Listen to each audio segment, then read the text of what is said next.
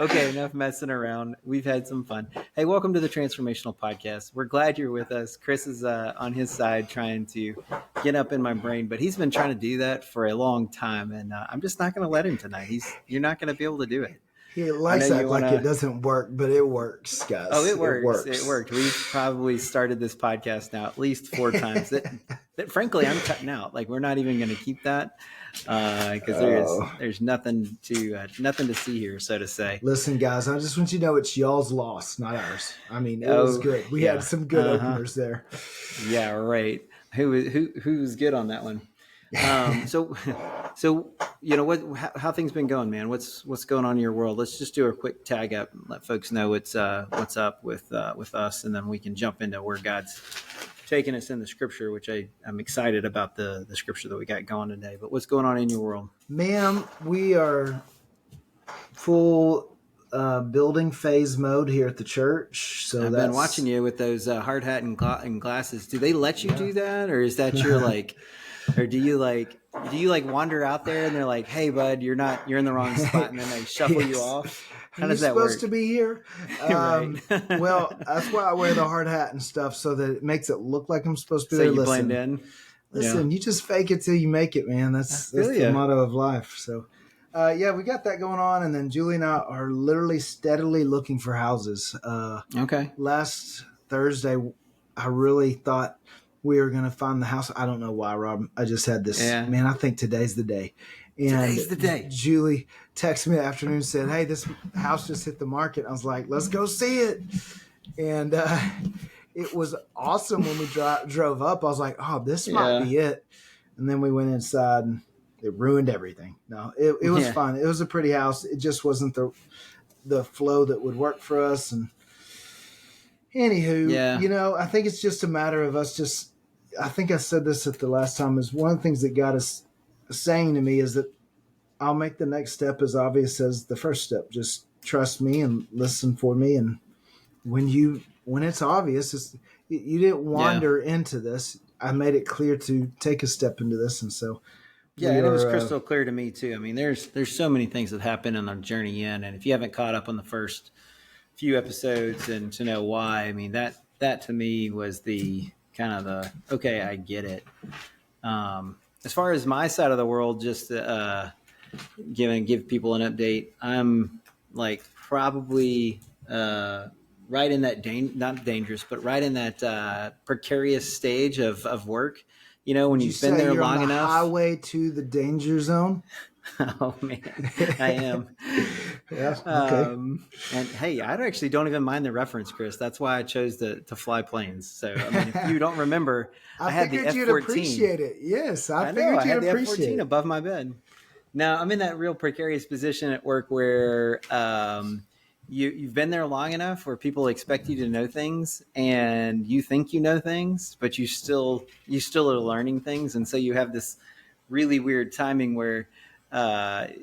You learn lessons. And honestly, right now, Chris, my biggest prayer for work, especially even today, it happened today, is that if I learn the lesson, I'd like to learn the lesson softly. I learned a lesson today. I'd rather it not be a hard lesson. I'd rather it be a soft lesson. One of those ones where I go, okay, I managed to survive that. It wasn't a hard lesson, but I did learn a lesson, and let's capture that and move on. And I think God's been good to me in a lot of ways, Chris, where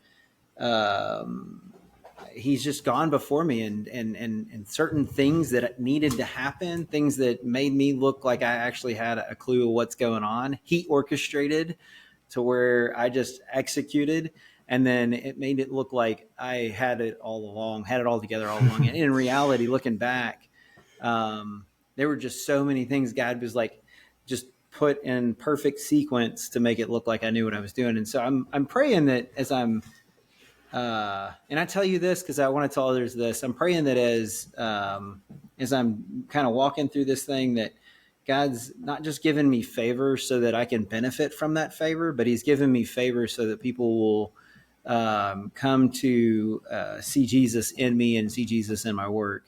Right. And so I think that is my focus. I don't want to bring discredit or dishonor to him in what we're doing. Right. So anyway, that's where I'm at now, Chris. I know we're going to get into First Samuel because we already talked about Oh, it. there it is. But yeah, but hang on. Before you tell us what you were looking for, I just want to say, and I say this all the time, this is my favorite part of Scripture. But it's all my favorite part. I don't know how people read this part of the Old Testament and don't like just love reading it. It's just there's Yeah, so there's much good some stuff. cool stories in there, and And so I just guess tonight, so what are much we meat. doing? We're talking about what, Well, Jonathan? yeah, but here's where I would start out. Okay, let's Who do it. doesn't love an underdog story, right? Yeah, I This know. is like the ultimate underdog story. Yeah. I think back. Do you remember in 2015 when Stephen F. Austin made it to the NCAA tournament? They beat West Virginia in round one, 70-56.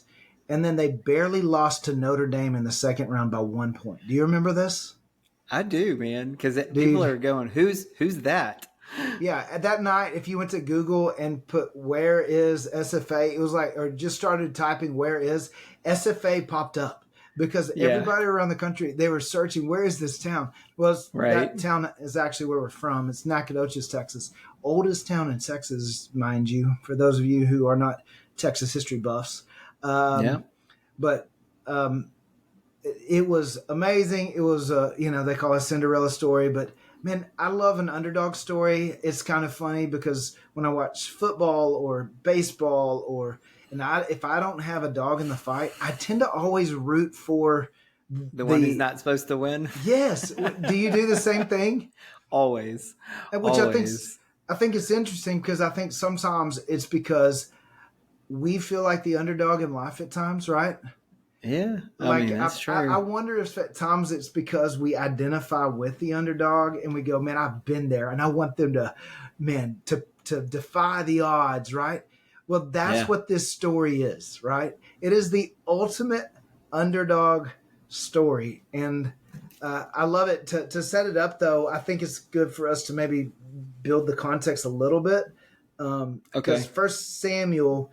Um, just a couple chapters before we get into this, it's So put a like. Let's start at the I don't know the highest view of this. This is right. This is King Saul, right, and essentially he's starting to I don't know kind of flex his power, but at the same time he's also been rebuked by Samuel because well, maybe he's I not want to doing talk it. about that rebuke because what's Okay. interesting is Oh, so I'm sorry. Saul became I'm jumping the gun. Yeah, you're yeah right. So so give us the setup. Where are we at? yeah so Saul, first of all, Samuel tells people, hey, God's your king, and they're like, we want our own king. Literally they say, just like everybody else.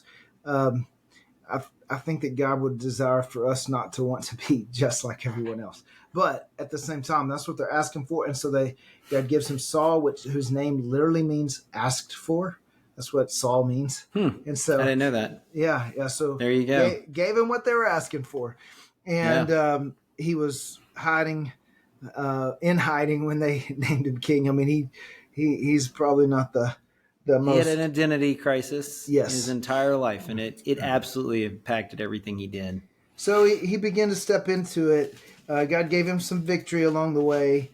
His son was named Jonathan.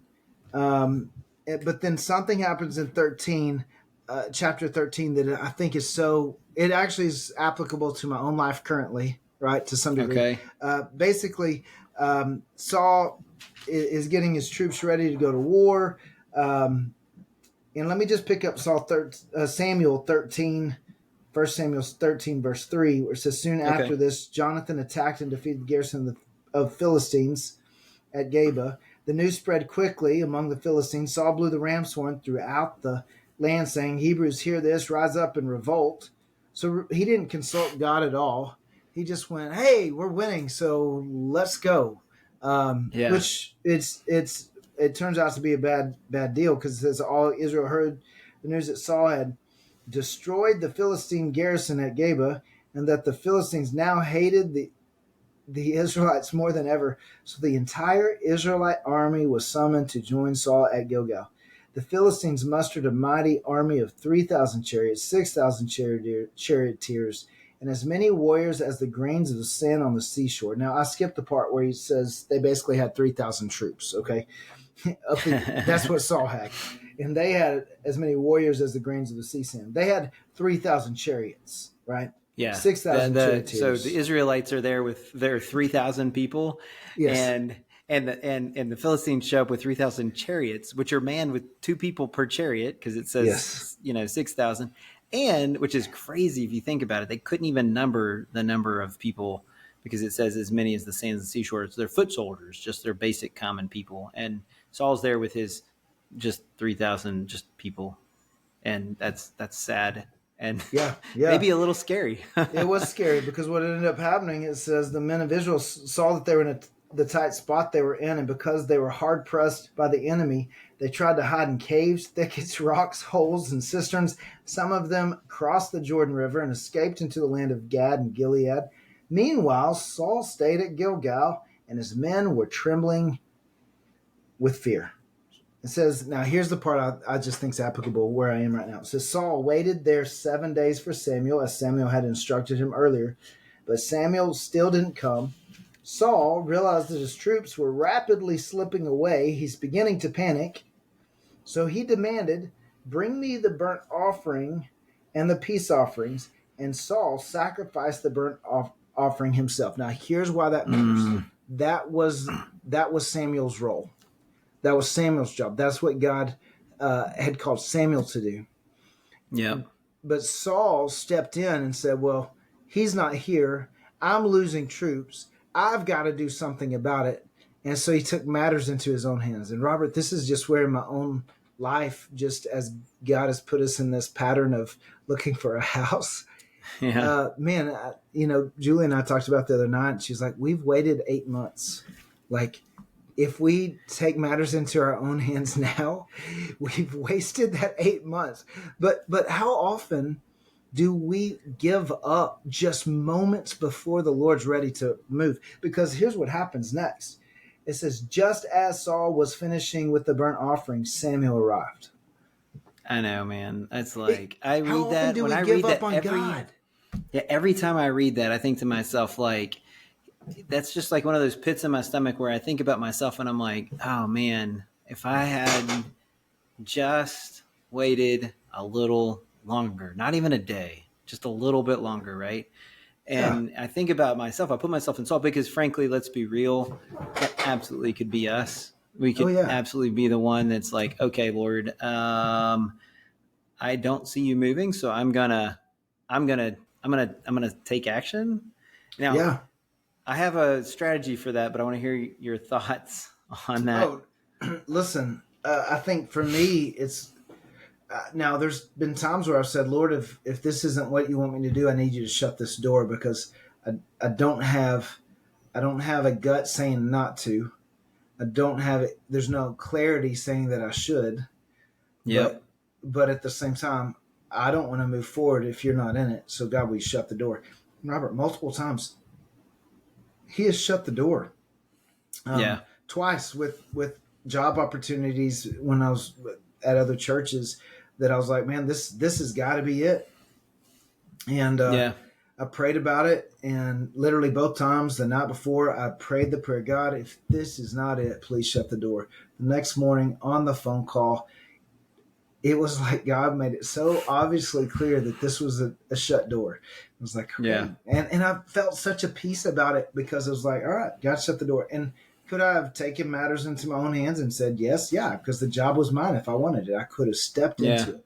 But it was so clear that God was saying, no, don't, not yet. Wait.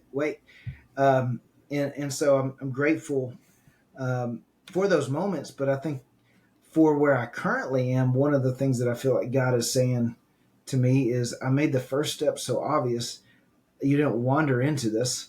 If you'll wait and you'll trust me, I'll make the next step obvious too. It's just, Julie was actually talking to me we went on a walk this evening with our dog, and she listened to a message today by JP. He's a pastor down at Harris Creek in Waco, great speaker. He spoke at Passion this last year. Some people may be aware of him. but he was talking about Haiti back in 2008. The Haitian president more or less gave the country over to uh, satanic worship. Say, basically just saying, man, that's who we're going to go after, witchcraft, whatever. Yeah. But one of the things that he said is, we believe God is real. He's just slow. Mm. Which I thought, wow, Oh, that yeah. is fascinating, because that's our struggle, right? That's our problem. Yeah. God doesn't Yeah. work fast enough for us. Isn't that what just happened here?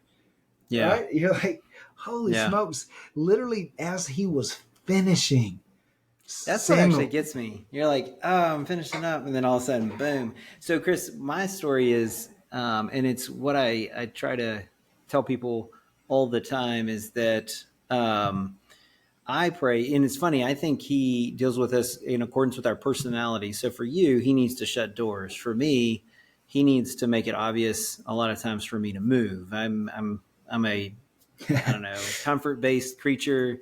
I do the exact same rote thing every day, to the point of like, you could probably put like a tack on the floor and I would step on it every day. Yeah.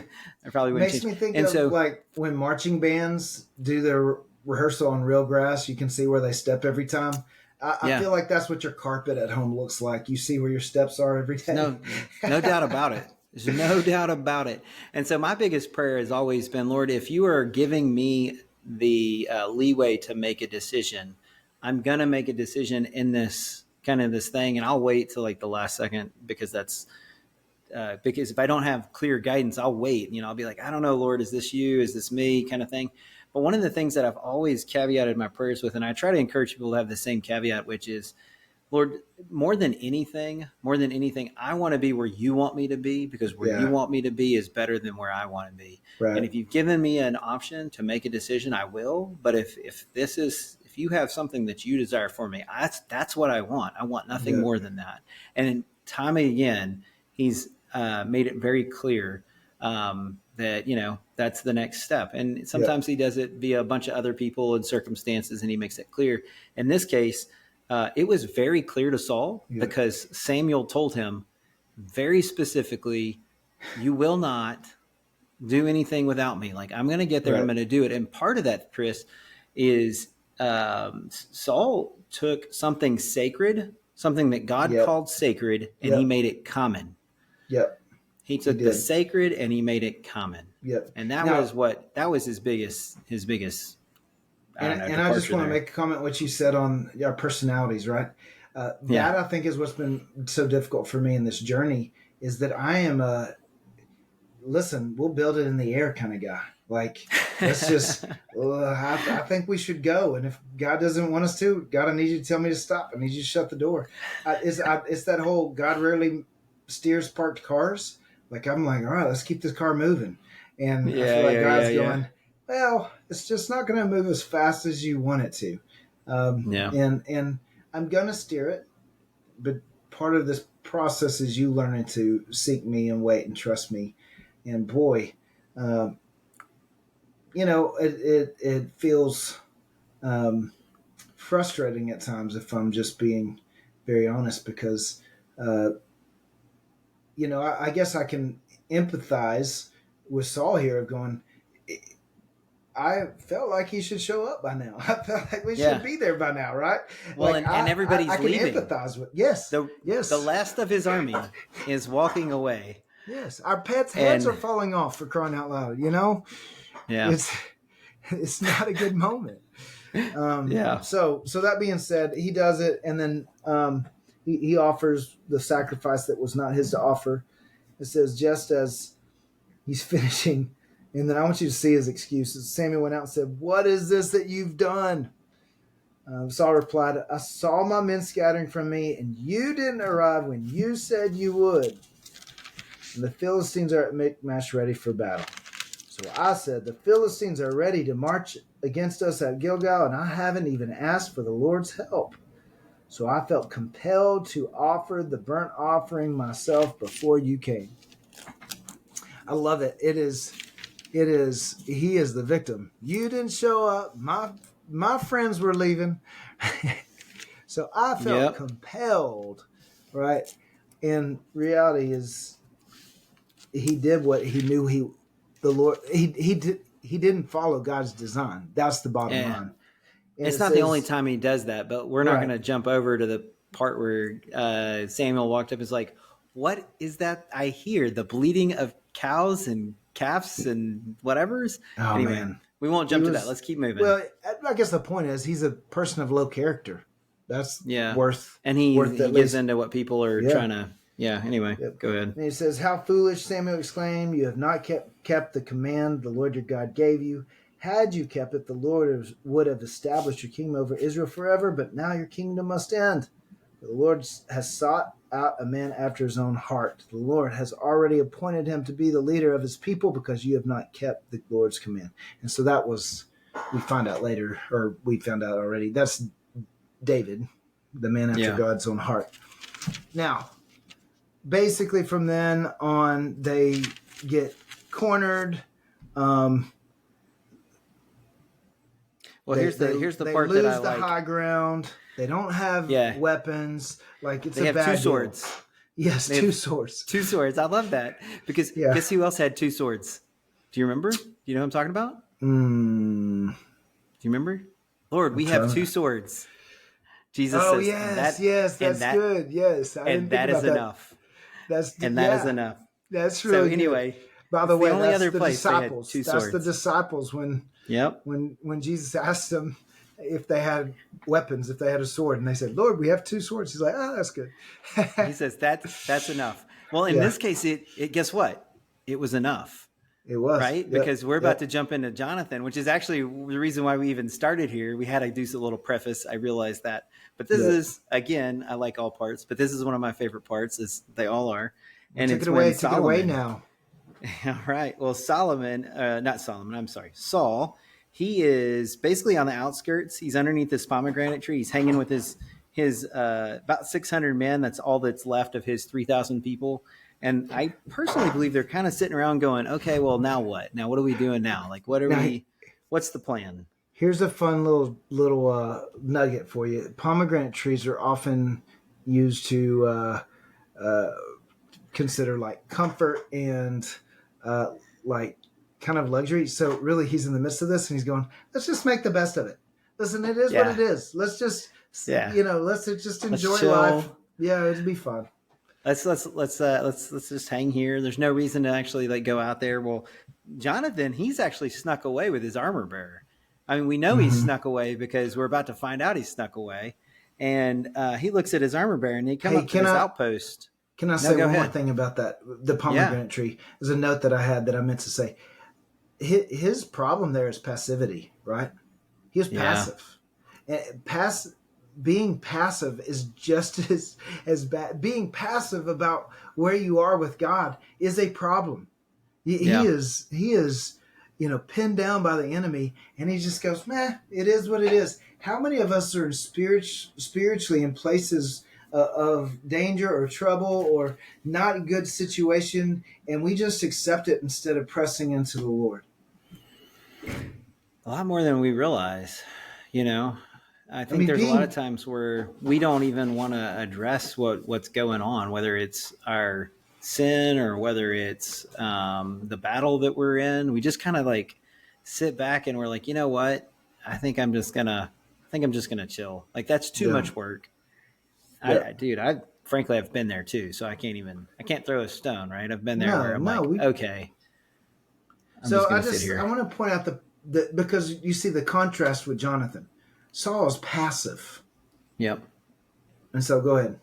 Yeah. So anyway, um, Jonathan sneaks away with his armor bearer, and he goes to this area of the what we call it topography, the terrain, and there's a cliff on each side. It's a pass. The Philistines own this pass, and they basically have outposts on the pass. And Jonathan, he looks to his young armor bearer, and I love this, Chris. This is just so great. He says, "Hey, come." And I'm adding, sorry, it doesn't say hey, but I'm sure this is what I think of when I hear it in my head is, hey, come, let's go over to the outpost of those uncircumcised fellows. He insulted them, right? You know, Right. I love this. Perhaps the Lord will act in our behalf. Nothing can hinder the Lord from saving, whether by many or by few. Now, by few, Chris, there's two of them. Two. There's two. One We sword, two people. we're talking 3,000 chariots, 6,000 charioteers, and as many warriors as the sand on the seashore. Right? Yeah. And he I goes to this mean, outpost and he two. says, hey, perhaps, the word there, perhaps, Perhaps. Right? maybe. Yeah. And so then I Now, love it. Go here's ahead. what's crazy. The path is between two rocky cliffs called Bozez and Senna. Bozez means shiny or slippery, uh, and Senna meant thorny. Now, here's why I think that matters: is that the path will often that to progress, the path to where we go will often look very painful and dangerous.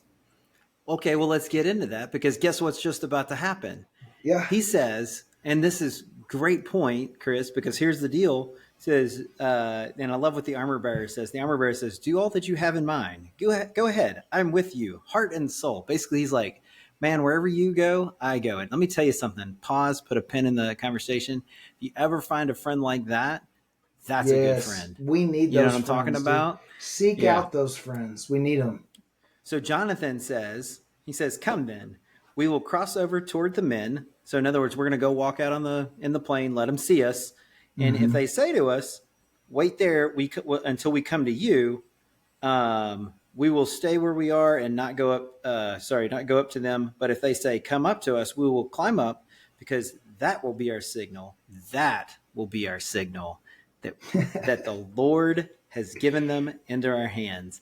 Hey, I love it. Hey, if we walk out there and we're about to do like a little bit of hand to hand battle, right? We're going to handle a sword. We're going to get up there. We're going to like whip it on. And if God has them say, "Hey, climb up here and meet us where we're at," then we'll know that the Lord has given them over to us.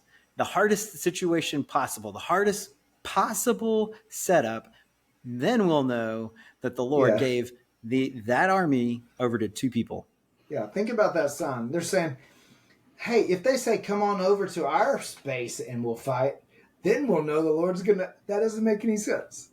It's None at like all. that. Jonathan, did you think through that? But no, that's what he sensed the Lord tell him to do. And so he does it. That's what he says. And that's his sign.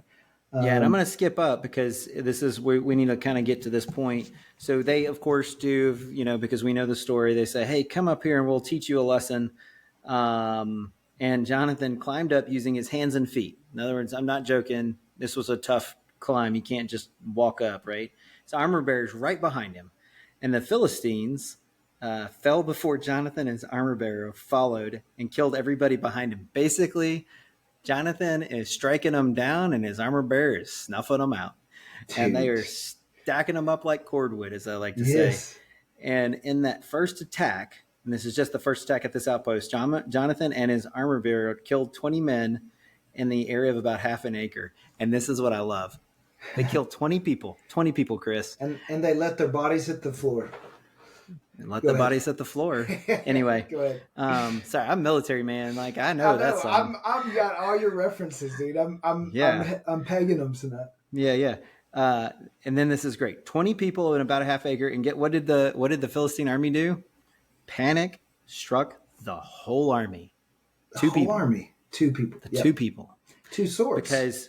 Because perhaps going back, right? Because Right. perhaps, and it gives me chill bumps thinking about it, because perhaps the Lord will act in our behalf. And I'm going to tell you what, I had that moment today where I'm actually praying that the Lord will act on my behalf because I do need a little bit of a soft lesson. There was some stuff that happened at the end of the day, and I was like, all right, Lord. And it's one of those things that's out of my hands. And I'm like, Lord, I need you to act on my behalf because it's something that's completely outside of my hands. And that's the way I approach my job. That's the way I approach my life. And I think that's the way we should be approaching our stuff too. We will face challenges. We're going to Yeah. face moments that are, I'm going to say tricky, that frankly refine us in a lot of ways and make us get to that point of perhaps the Lord will act on our behalf, climb that mountain and melt away an entire army with two dudes and a sword. Yep. Now, if I'm the armor bearer, I bet you right right after Jonathan dispatched the first one, armor bearer had a sword too. I'm just guessing, Yeah. but still, what a incredible story of both faith and action. Yeah. The faith that God would act, and the action which follows that faith by saying, "Yeah." And not only do we think He's going to do it, I'm gonna follow through. I'm going to act on it. Now, there's a couple things there. Yeah, Jonathan go. said, "Come on, climb right behind me." Armor bearer would normally go first, but Jonathan said, "No, I'm going first." Listen, I think sometimes God just wants to say, even if no one comes with me, I'm going to go first. I'm going to be I'm going to have the courage to trust God. I'm going to have the courage that God, through perhaps, right, may move in power.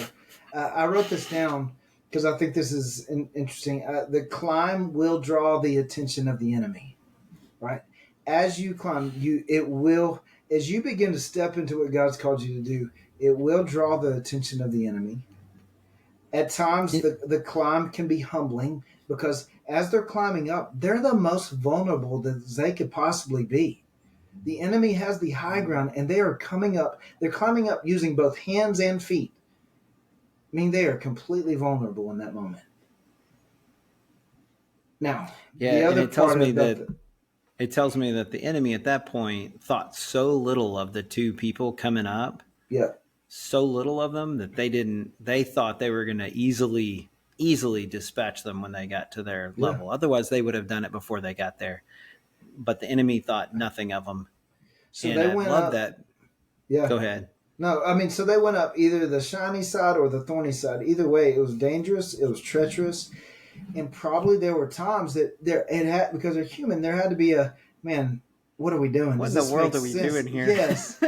This we're about to look really foolish. This is not going to, one of the other things I wrote down is this is for me if it's not for anyone else. But if you quit when the going gets tough, you will never know what God can do in you and through you.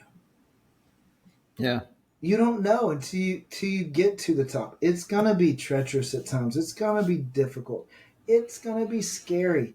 But if God has said, "Man, trust me in this," man, I say climb. Yeah. Um, What do you think that looks like in like everyday life, right? I mean, like, so this is easy to see because this is like actual, like, we'll call it hand to hand battle, right? What do you think this looks like in, like, average? I go to work and I work at, I don't know, whether it's the bank or whether it's at school or whether it's in a skilled trade because they're going to go out and do some the nation's work, as I like to say, and weld something or mhm. wire something. What do you think this battle, this hill, this courage to go where God's calling us? What do you think that looks like for someone who's living Honestly, life? I think it starts before you ever leave the house. I think there's a lot of people who often we lose the battle before we even step out the front door because Yeah. we're not because the enemy's coming against us. He doesn't want you to spend time with the Lord. He doesn't want you to grow in your faith. He doesn't want you to get involved in your life group or small group or home group or whatever you call it. He doesn't want you to Mm-hmm. get involved serving. He doesn't want you to. So here's the deal: the things that God uses to grow your faith and to stir your faith. Listen, what He uses to teach you how to hear His voice and know what His voice sounds like is just Yeah. spending time with Him and in His Word. And we're losing the battle before we even step out the door because God. I think God's speaking to us every day. I think that He speaks to us throughout the day. I think problem is that we don't know what His voice sounds like half the time, and so. Uh, he may be wanting you to step out in faith at work or step out in faith, you know, Yeah. in Can I some throw a few area of your down? life. Yeah, go ahead. Because I've seen this play out in my own life at least once, and I've seen it play out in a few others as I've kind of watched and given wise counsel. For me, when we came back from Canada and we decided to start a small group for young marrieds, Hillary and I, when we came back, we didn't know any young marrieds.